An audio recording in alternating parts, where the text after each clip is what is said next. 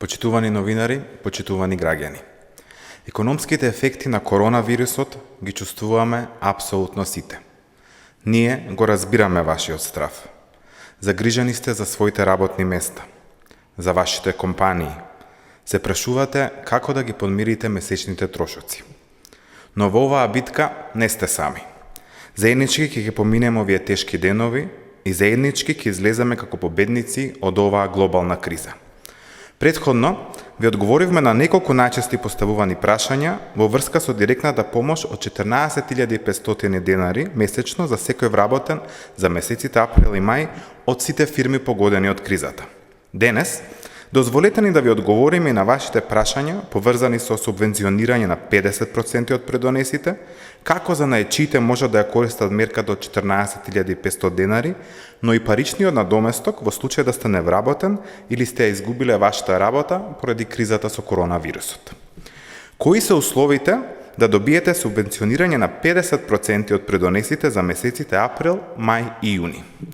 Компаниите кои сакаат да аплицираат да ја користат оваа мерка, треба да ги исполнуваат условите, приходите да им бидат намалени за најмалку 30% споредбено со просекот за 2019 година. Втор услов е бројот на вработени за месеците април, мај и јуни 2020 година да не биде помал од бројот на вработени со состојбата на 31.3.2020 година и да не исплатува дивиденди и бонуси од денот на објавување на уредбата до денот на поднесување на годишната сметка, односно финансиски извештаи за 2020 година. Доколку компаниите се регистрирани само неколку месеци, се зема просекот од периодот во кој што функционираат. Ако компанијата има сезонска работа, се зема просекот од кварталот, односно сезоната, која е релевантна од претходната година. Дали финансиската поддршка за исплата на плата во износ од 14.500 денари се однесува на нето плата што треба да исплати работодавачот како минимална нето плата или се однесува на бруто плата со висина до 14.500 денари? Работодавачите ќе добиваат по 14.500 денари нето по вработен месечно.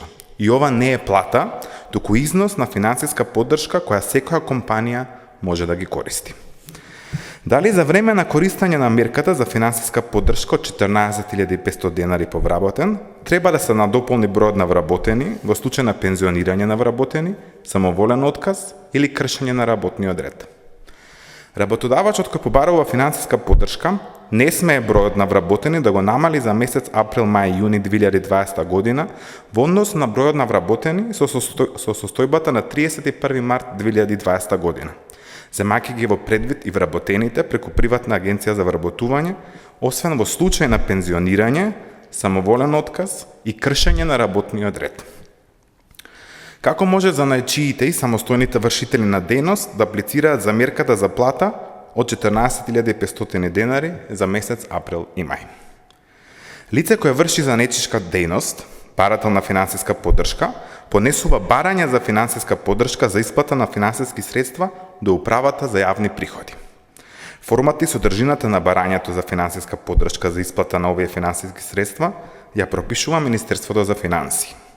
Барањето се поднесува преко системот е-даноци на Управата за јавни приходи до 5 во месецот за претходниот месец, а комплетноста на барањето го потврдува Управата за јавни приходи во рок од 3 дена од денот на приемот на барањето. Во барањето, физичкото лице кое врши самостојна дејност дава изјава за исполнетоста на условите од уредбата.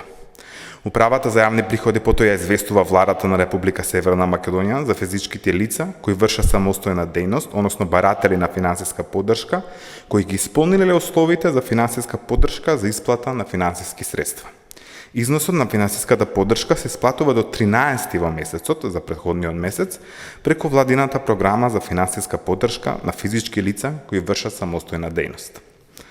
Како да дојдете до мерката од владата за 7.000 денари помош ако сте невработени? Доколку сте материјално необезбедено домаќинство, ве молиме да се обратите до местно надлежниот центар за социјална заштита, за да може да поднесете право за добивање на гарантирана минимална помош, како и друго право, доколку ви следува согласно Законот за социјална заштита и Законот за заштита на деца. Како да добиете паричен надоместок во случај на престанок на работниот однос?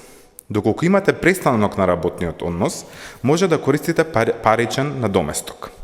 Право на паричен надоместок има невработено лице што било во работен однос најмалку 9 месеци непрекинато или 12 месеци со прекин во последните 18 месеци пред престанокот на работниот однос. Надоместокот се исплатува согласно годините за работен стаж. Подетелни информации за правото може да најдете на www.av.gov.mk. Исто така, доколку сметате дека ви се повредени или прекршени работничките права, ве опатуваме да се обратите до Државниот инспекторат за труд. Почитувани, уште еднаш апелирам. Искористете ги мерките на владата. Мерките постојат за да им се помогне на сите работодавачи, работници и граѓани погодени од коронавирусот. Да изградиме заедничка доверба и заеднички да ја пребродиме оваа глобална криза. Ви благодарам.